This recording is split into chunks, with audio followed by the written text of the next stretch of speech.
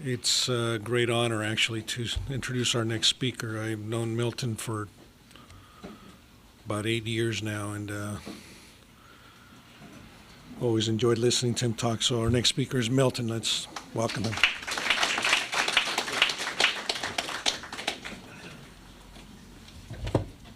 I'm Milton. I'm an alcoholic.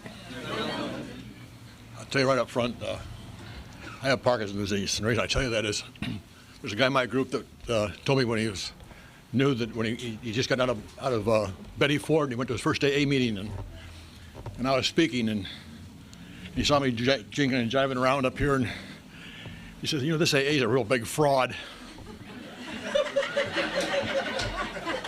That guy is obviously relapsed, you know. Well, I haven't relapsed, you know. I have Parkinson's. The only problem for you is if you sit down next to me when I'm eating soup, you know. And you need a raincoat, you know. But I have Parkinson's disease, I have peripheral neuropathy, I have a sciatica, degenerative disc disease, a little bit of emphysema, torn rotator cuff in my right arm, unrepairable, and a few other things. Other than that, I'm in pretty good shape, you know. You know, I came here and my first sobriety date was February 22nd, 1966. Well, I'll get ahead of myself. I was born here in Los Angeles a long time ago. I had my first blackout drunk in Tijuana, Mexico in 1950. I called AA for Dicus to an AA meeting in 1957. I went to that meeting in 1966. I got sober in 1973.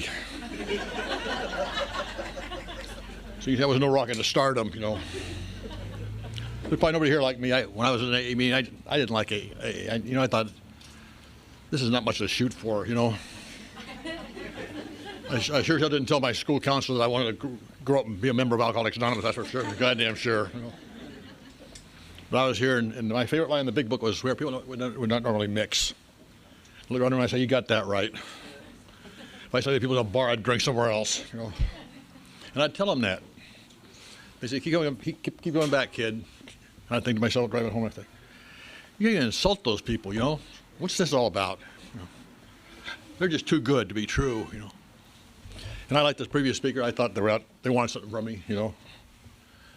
And so I'd come in, I'd stay a little while, and something would happen to me that was, I thought was good, but it wasn't so good. I would get well quick. I'd get money in the bank, get a new job, a new girlfriend. I was single and raising 2 kids. I'd get the kids shaped up. I'd paint the house. I'd get the lawns mowed. I'd get a new job. I'd have them take bonds out. 6 months, I'd have the creditors off my back. The house would be all in order. The kids would be good and doing well. And I'd be at a meeting, and a nice little old lady with blue hair would come to me and say, you don't look like an alcoholic. I'd be in the bathroom combing my hair. I'd look in the mirror and say, you goddamn right I look like an alcoholic. Because I'm not. Anybody can put his life together as well as I have in 6 months, all by himself.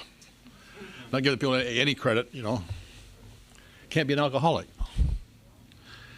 I wouldn't start drinking right away. I just quit going to meetings. And so on the way, that new girlfriend would say, why can't you have a little wine with your dinner? You're not an alcoholic. We'd be out in a restaurant, and I'd have a little wine. Instead of buying a liter and drinking it all, I'd buy a split. Have a couple glasses of wine, eat my dinner, not sleep in the plate, you know, pass out in the plate. Go in the next room, there was a lounge show, and went in there and had a couple of scotch and waters. Tall glass, no ice, a lot of water.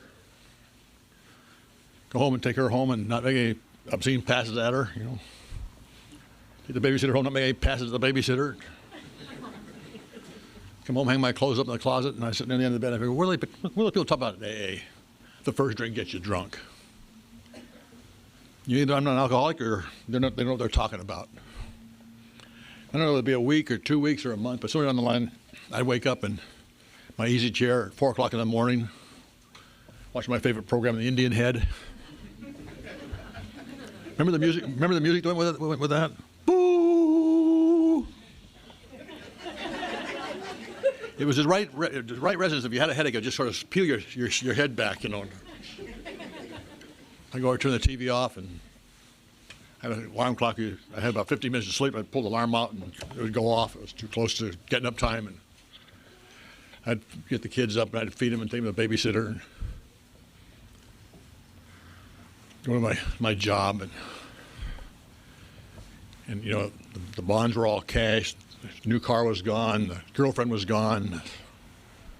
They were tacking a sign on the front of my house that says, "Quit the property for failure to pay." And I was being kicked out of my house.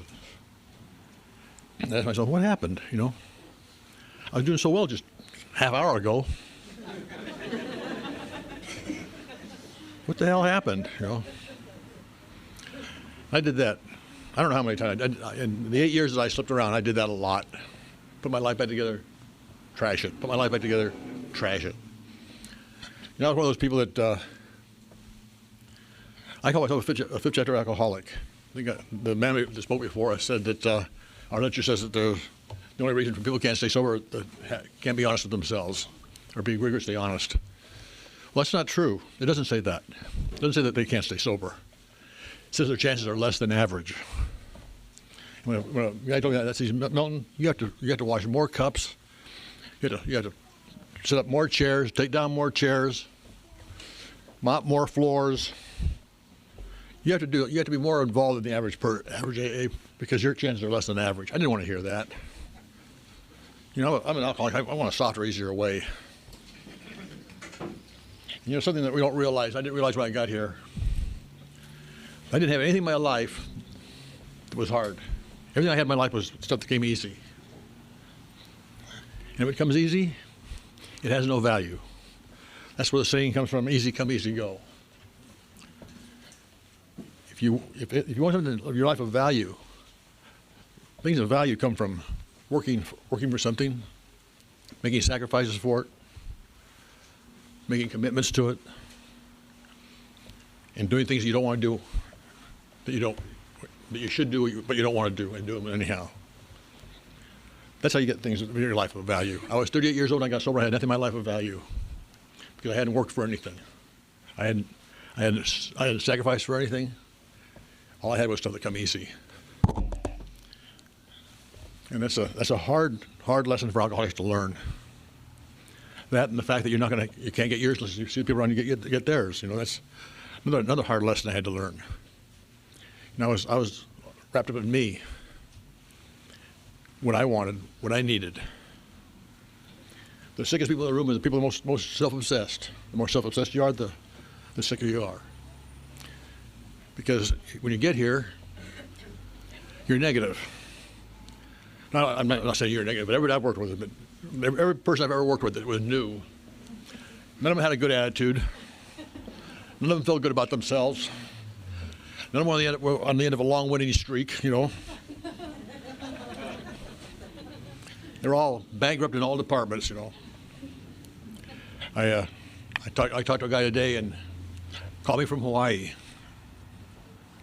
He can't find anybody in Hawaii to sponsor him, you know. Everybody he asks doesn't know, they hand them off, you know. I said, well, I'll sponsor you for a while. And I gave him some direction. I said, go to a meeting a day and get a commitment every meeting you go to. And a long pause, you know. He didn't want to hear that either. You know, we're our own worst enemies. And it says in 12 and 12, our problems are our own making. And once you realize that, that's good news. Because we're the problem. If I'm the problem, I can do something about me. If they're the problem, and you know who they are,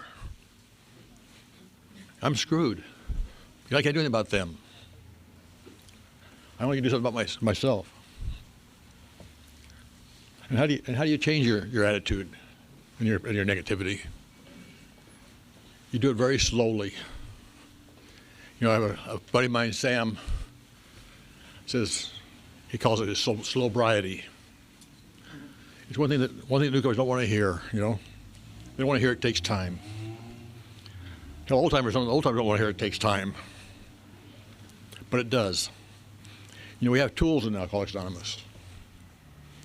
But if you give a man a set of carpenter tools, he's not a carpenter. until he learns to use the tools. And he starts off, he's a rough carpenter, does framing. Then he hangs doors. And then down the line becomes a finished carpenter. But it takes time. So when you get here, you're new, you can't take your medicine any longer, and AA's not working yet. So you have tough. It's usually your first year is pretty tough because you get crazy, you know. All the emotions come flooding in.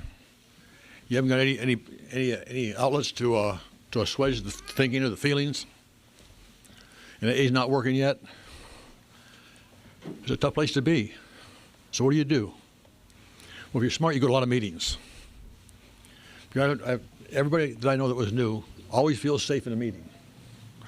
They're not, maybe not, they don't feel safe when they leave the meeting, but they feel safe in the meeting. Because meetings are a safe place. Nobody in here wants any harm to come to you. Even if people don't like you, don't want to see you get drunk.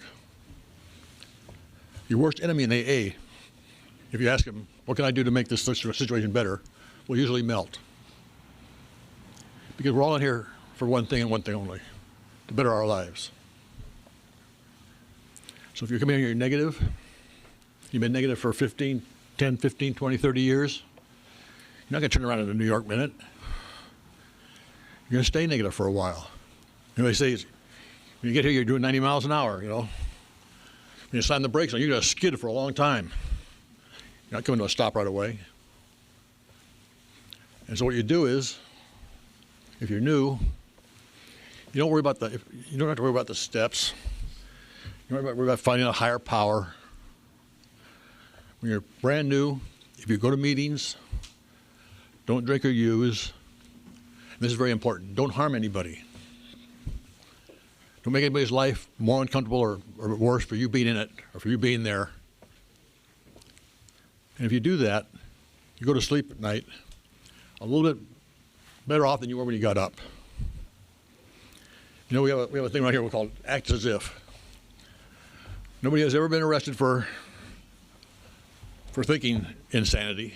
Nobody's ever been locked up in a mental institution for thinking insane things.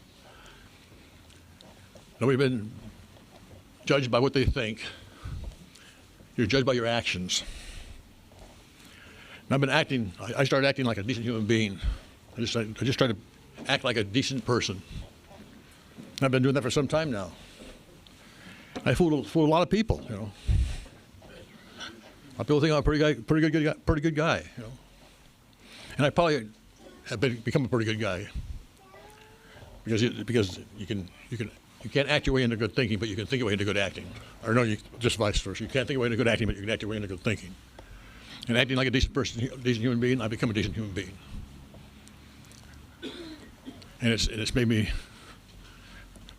my life wonderful, you know. You know, I got here, and I was a miserable, lonely. I didn't have a friend in the world. I'd alienated everybody in my life. Wasn't even too fond of my kids.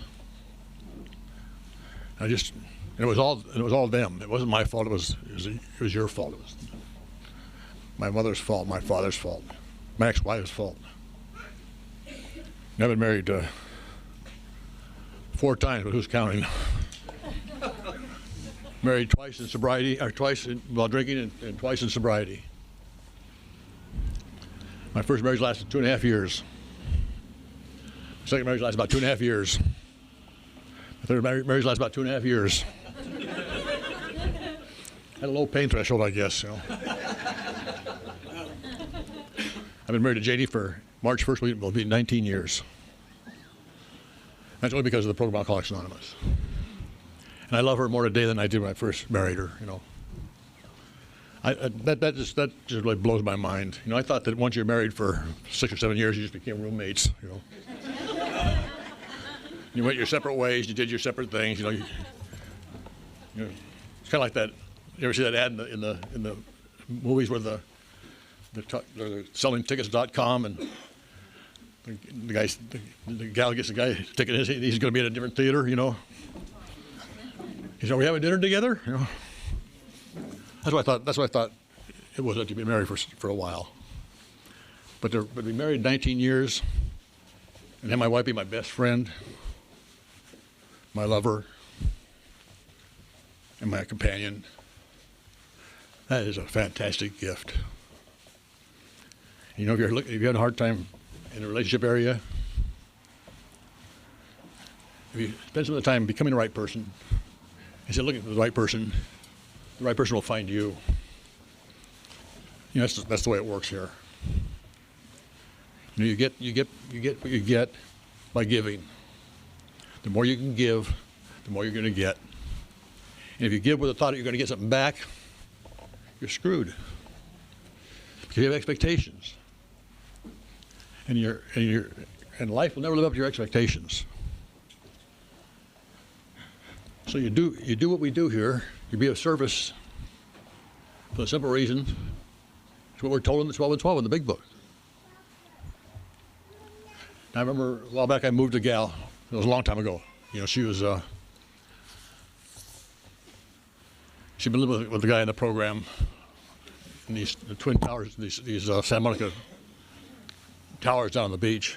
She was up on the top floor in the penthouse, and she was moving in a little bungalow in West Los Angeles.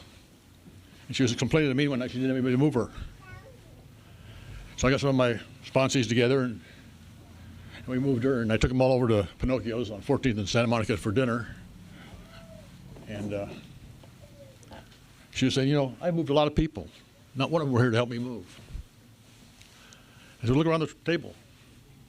When are these guys moving? Are you going to be there to help them move? Of course not. It's not who moved you, you got moved. And when it comes time for one of them to move, they'll get moved. Because people that are of service, it always comes back to them. You know, when I was thinking of just myself, whenever I'm thinking of myself, I'm not a happy person. When I'm thinking of the guys I sponsor, how I can help them, my family members, how I can help them, what I can do for my wife, I'm in a real good place. I'm the happiest I can possibly be. And you don't get it right away. It takes a little while to understand that. But anybody who's been here any length of time, stays over for any length of time, knows that absolutely. You know, being married so many times, I've sponsored a lot of guys that have relationships with women and they're married. I give them real simple advice. And I say, if your wife asks you for advice, under no circumstances give it to her. Because she doesn't want your advice. She just wants you to listen to her, you know. She wants you to support her. If she's in a bad mood, a little cranky, keep your mouth shut, make a small target.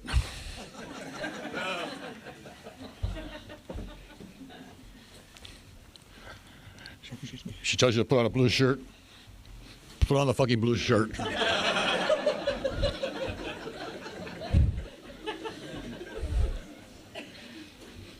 You know, and I say, well, that's making me like a doormat. I'm going to be pussy whipped, you know. And I said, you're going to be happy.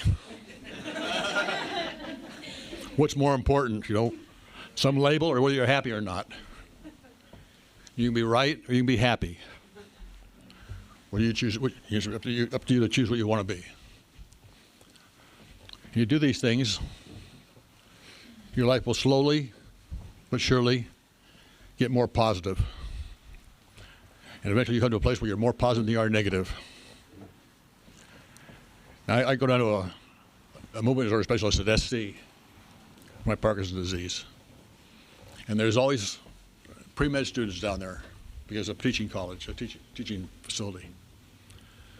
And they'll invariably say to me, do you have a good attitude? I said, well, Parkinson's a good attitude or Parkinson's a bad attitude? Which one will you choose? You know? And that seems like it's pretty simple. But it's not. Once you learn that you have to get out of yourself, you have to get out of your own thinking. You know, it's not an accident that says in the big book, when all else fails, work with another. Because the 12 steps of the program Alcoholics Anonymous, Bill says, are to get you in touch with God. But how does he get you in touch with God? He gets you in touch with God by getting you in touch with your fellow man. Because that's where God is. God's in all of us. When you're working with a newcomer or another person that's in trouble, trying to help somebody that's in trouble, that's God working. That's God in you working with another person. And when you do that, there are all kinds of rewards. When you sponsor somebody, I sponsored a guy a while back. He called me up. He just gotten out of jail. He got caught with a prostitute and some cocaine. And his wife had found out about it. His wife was divorcing him. His kids weren't talking to him. His partner had thrown him out of the business. And 5 years later, I saw him take a cake. His wife and kids gave him the cake. His family was back together. He was back in his company. He's sober now about 20 years. Seeing him take that cake made me feel like 10 feet tall, you know. When I see the guys I know get a year, it's the best goddamn gift a person can get. See somebody you work with do well, I just can't describe the feelings. I sponsored a young man that was really in love with this girl. They were going together. And he has a child by another marriage, and she has a child by another marriage. And I kind of found out he was really treating her bad. He was talking down to her and telling her to go to hell. And she didn't like it, she could get out. And she got out. He was devastated. But she bought a condo right next to him. They were living side by side. I told him, I said, just be her friend. So he had to start being her friend. I says, just be the best person you can be around her. And he was the best person he could be. And he changed his whole attitude around her. He changed his whole way he acted around her. And now they're out shopping for a wedding ring, you know. They got back together and they're doing great. And it's just things don't get better than that. To be able to be part of somebody's life and see them go from being miserable to being happy and have good lives. Because alcoholics, I've been around for a long time. Not as long as Jack, but I've been around for a long time. And people that come in here, most of them don't stay. There's far more people sitting in bars tonight drinking the Midday Alcoholics Anonymous than are sober. Because it's not an easy deal. It's a simple program. It doesn't take a whole lot of brains to figure it out. But there's something that's more powerful. And that is the feeling that every newcomer has, that someday he's going to manage and control his drinking. Now, I fought that feeling for a long, long time. When I first got to Alcoholics Anonymous, I thought that it was a place where you come to, where it teach you how to drink and live a good life, you know. I was really dismayed when I first read the big book. I thought there'd be little hints in there like, drink olive oil, eat a lot of bread before you go out, and you won't get so drunk, or take a alcohol before you go to sleep at night. You get in the morning, you won't have a hangover. And little tips like that, go to a party and drink a big Pepsi, and wet your thirst, so you don't drink too much. There was very little about not drinking, very little about drinking in the big book. It's about living. I heard a guy talk one time. I was out riding my motorcycle. I was about 14 months sober. And I'm feeling come over me many times before. All my problems were right there. All the money I owed, and the kids. I'd gotten married again and had 2 more children. And now I had 4 kids. 2 I was paying child support on, and 2 I was raising myself. And I was riding my motorcycle around the Encinal Canyon. I'd go down the Rock House and drink Pepsis with the Hells Angels. And I was racing around the canyons, and and all the problems were right there. It wasn't working. It wasn't working as an escape.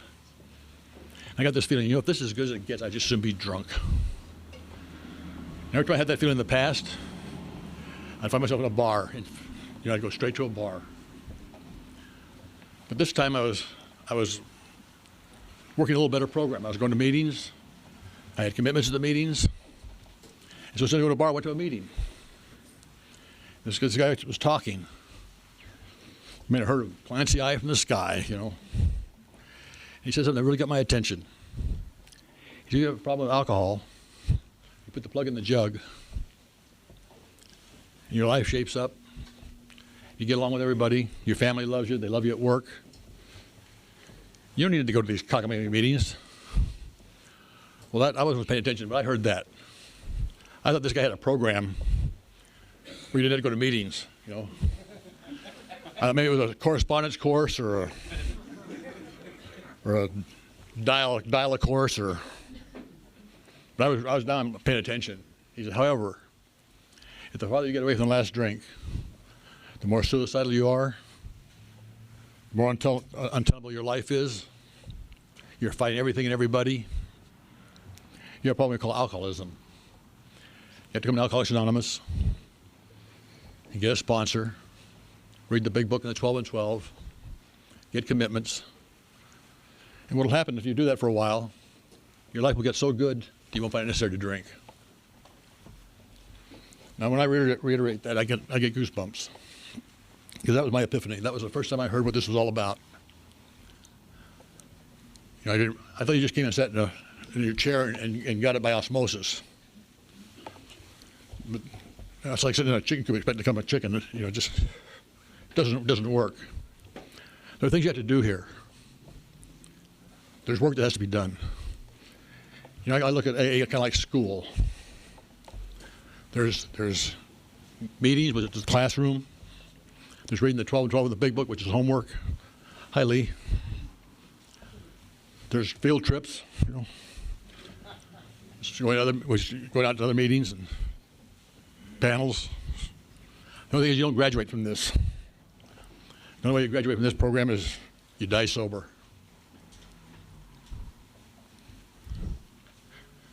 I look around the room and I know a lot of people in here. And I've been sober for some time now, like I said before. When I got here, I didn't have a single friend in the world. Now I'm 31 years sober, and there's nobody that I know personally that I dislike. Now, how the hell did that happen? There's a few talking heads on television I can't tolerate, but the people I actually know personally, I have no problems with them. And I have no resentments. I'm not harboring any resentments. Now I get resentments. Somebody teased me off on the freeway or something. I get a resentment, but I don't harbor the resentment. Life is resentful. You're going to get resentments. The problem is when you harbor the resentments. Now, I'm a sailor. I have a sailboat. I know what harbor means. It means you tie that sucker so it doesn't go anywhere. And the more resentments you have, the angrier you're going to be. And if you're new, you've been here for a while, I got a little clue for you. Some people don't realize this, but you can't be happy and pissed off at the same time, It just doesn't happen. If you're pissed off all the time, you're not going to be happy. And how do you keep from being mad all the time? You resolve your resentments. And my experience with resentments they're usually misunderstandings. How many times have you gone to a person that's had a resentment with you and said, I'm sorry that I did. And they say, well, I thought you did this. Well, I thought, you thought they were thinking one thing. They thought you were thinking another thing. And you both may have been looking at things in favor of the same thing, It just, we think we can get people around us, we get in their heads and know what they're thinking. That's asinine, I have guys that sponsor think they got to get their wives' head and to figure out what their wives are thinking, See, where do we get that idea, Women are raised totally different than you are. You haven't got a clue what they're thinking. And the same with people around you. You may think you know what they're thinking, and usually if you're in that mode, you think that they're thinking bad. It's something negative. Have you ever noticed that when does an alcoholic decide to examine his life? When he's on top of the world and everything's going fine? No. He waits in the depths of despair. And oh God, I'll examine my life. Well, you could be living in the Taj Mahal making $1 million a week, and your attitude would be, they're taking all my money in taxes, and that goddamn place is hard to heat. Nothing stands up to close scrutiny, especially when you're negative. And when you're positive, when you're having a good day, your life's fine. It doesn't have to be examined. So it's just another trick we play on ourselves. My wife and I, we watched a movie that I TiVo'd today, and it was, I remember it as being a pretty good movie. And I was really looking forward to seeing it. She didn't think she said, it's not that great a movie. So we watched it. She enjoyed it. I didn't. That's expectations. It's like if you've ever gone to a movie where everybody's raved about it for 2 or 3 weeks, how great it is, and you finally go see it. What were they all raving about? So that movie, that wasn't that good a movie. Academy Award, not a chance. But somebody badmouths a movie, and you have to be in front of the theater, and you got some time to kill, and there's an actor in it you kind of like, you think, well, I'll give it a shot. Well, that was a pretty good flick. Expectations. Having expectations is a sure way to resentment. If you keep your expectations low, or have no expectations, when people treat you poorly, it's not a problem. Because you didn't think anything else. You don't have any expectations how they're going to treat you. They treat you the way they treat you. If they treat you well, it's a real gift. You're elated. But if you have high expectations, and people treat you badly, you're devastated, and they treat you good, it's never good enough. That's the way expectations work. So the lower you keep your expectations, the better off you're going to be. I sometimes think that they have a lot of original thought. I haven't got original thought one. I read the 12 and 12, and I figure it's my own idea, and I think, oh, there it is. There it is. Everything that I come up with, I got out of the 12 and 12. I'm a 12 and 12 reader. People say the Big Book is the best book to read, but Bill Wilson was 3 years sober when he wrote the Big Book. He was 15 years sober when he wrote the 12 and 12. I had to feel he knew a little bit more about this thing. He was 15 years sober, he was 3 years sober. And the 12 and 12 is pure information. There's nothing in there about what the employer has to know, or what the wives have to know, or what the family have to know. It's 12 steps and 12 traditions of how to live your life. And if you read that 12 and 12, a page a day, a paragraph a day, whatever you can, if you continue to read that book, your life has to get better. I've been reading that book daily, now weekly, for 30 years. And everything I know how to live, every idea I have in my head about Alcoholics Anonymous has come out of the 12 and 12. I still read the Big Book. When somebody mentions a page number and something, I go home and get it out and look it up. But my study time is with the 12 and 12. I love that little book. I have one on the boat. I have one on my easy chair. I have 50 of them in my office. I have a meeting at my house the last Wednesday of every month for the guys I sponsor. Last night I had 13 guys there. And we did the 12 step. It was just great. My life is absolutely perfect because of this program. I can't reiterate enough how important it is, if you're new or you've been here any time, to wade in and be involved in the program. Get commitments. talk to newcomers. You want to do something good for a newcomer? I'll tell you what you do for a newcomer without expending anything. Remember his name. Nothing impresses a newcomer more than remembering his name. And when you see him, act like you're glad to see him, you know. Even if you're not. When I came down here from Thousand Oaks and started going to meetings on the west side, I went to the meeting on Saturday night, and the secretary would say, "Get in here, Milton. I saved you a seat. Come here and sit down." He acted like I was his long-lost friend. 6 months later, I found out he didn't even like me, you know. But he acted like he liked me. And that's all it took. That man kept me coming back. And when I found out he didn't like me, by that time I had other friends that did like me, so it wasn't important. You know, I like people that don't like me. They may have a good reason for not liking me. I don't have a good reason for not liking them.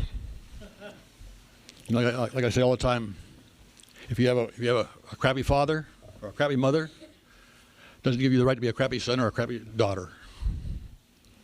You have a miserable neighbor, it doesn't give you the right to be a miserable neighbor. We have to take the high road. The low road has been our way of life when we were drinking. Now that we're sober, it's the high road. I told my son that the other day, and he says, the high road needs paving. Smart-ass kid. I'll tell you about the kid. About 19 years ago, he was in county jail for burglary and arson.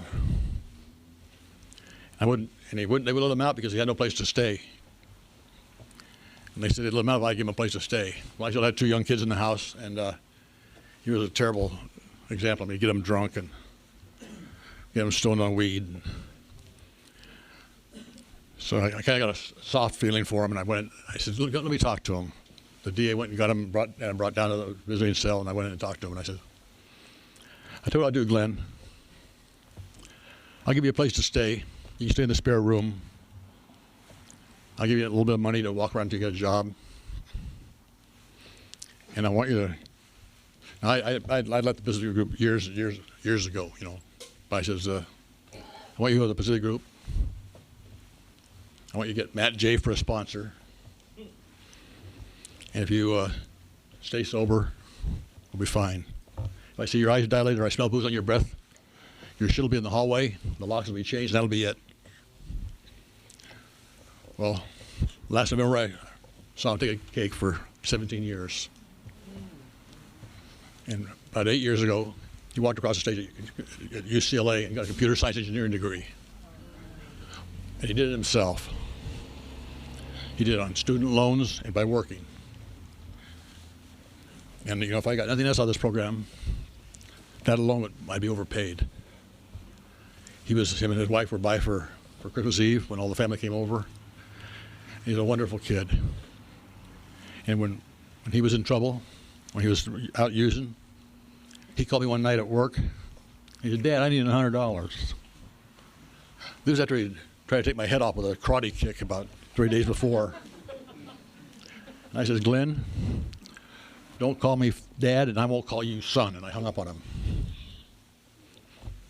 And he said later on, that was kind of a turning point for him. And I was at a point where if I got a call from the police that he was dead, I would have been very sad, but I would also been relieved. It's over. Thank God it's over. Now to come from that place with your son, to have him in your life, and have him a wonderful human being and a good kid, it just doesn't happen, you know. So it doesn't happen out there. It only happens at the program Alcoholics Anonymous. And I've seen so many wonderful things in this program. There's a guy in my group that has a daughter that has cystic fibrosis. And that's a deadly disease. And he got behind on his doctor bills. He wanted a new procedure for it, and he couldn't afford it. And that group of 65 men got together $10,000 in 30 days to help him out.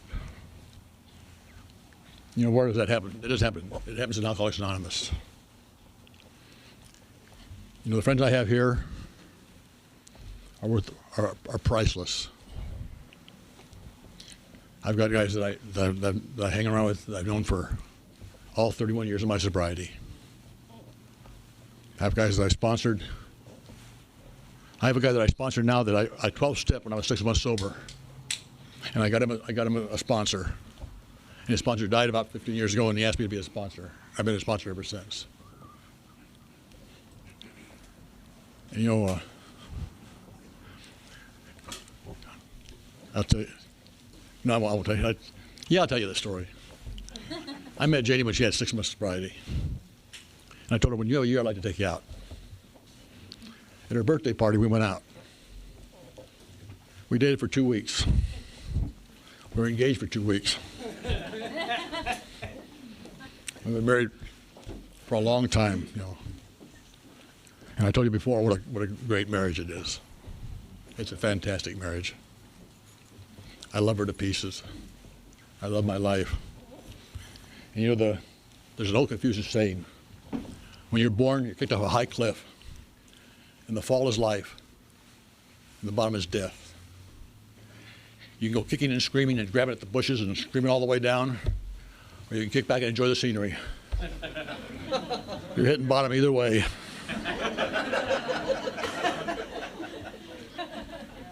You know, life's short. Take the program seriously, but don't take yourself too seriously. If you're having problems at night, you might try lightening the fuck up. And if it bothers you that I say that from the podium, you really got to lighten the fuck up. Thank you.